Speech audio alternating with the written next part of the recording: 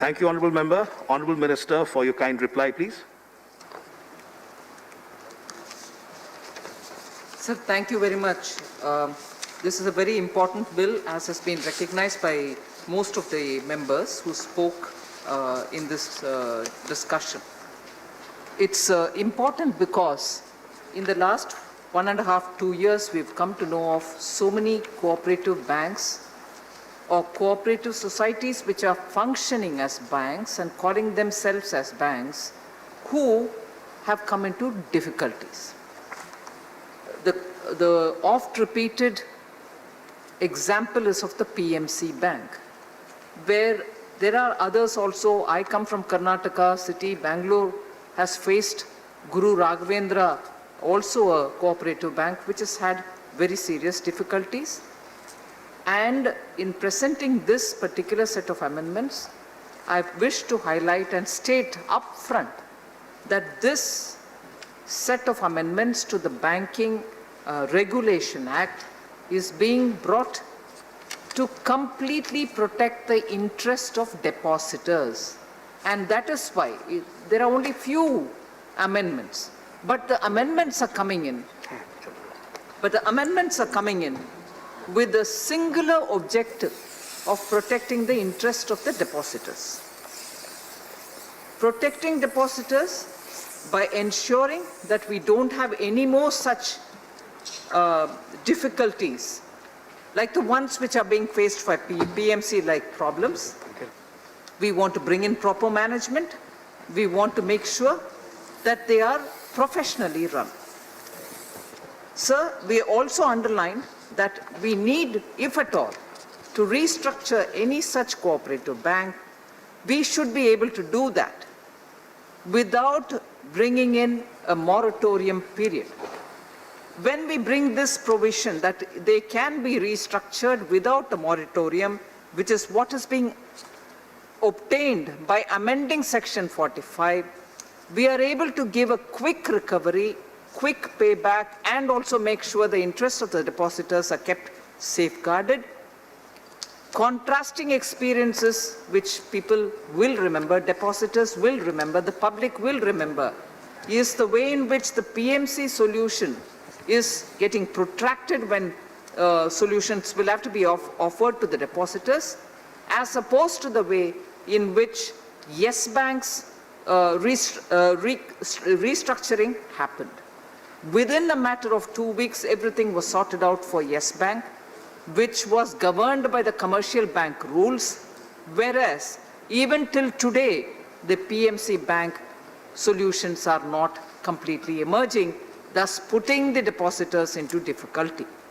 Therefore, since the commercial bank restructuring could happen as a result of commercial bank rules being extended to them, they are governed by the commercial bank rules, and therefore some kind of solution was possible.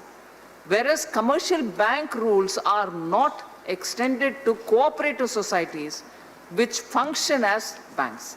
And that is why here what we underline is this is not going to affect any of the cooperative societies' other developmental activities.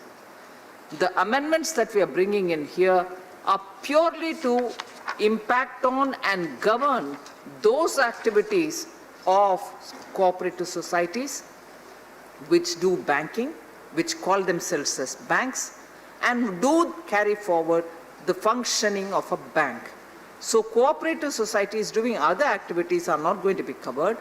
Only those cooperative societies which use the word bank or function as banks will be governed by these amendments.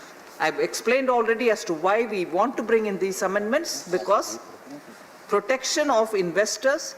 In the last 2 years, I have myself met with several delegations of depositors who are in difficulty. The PMC, Guru Raghavendra are two classic cases. I want to also make it clear, sir, that this set of amendments shall not apply to primary agricultural credit societies or cooperative societies whose primary object or principal business is providing long-term finance for agricultural development. They shall not be covered by these set of amendments.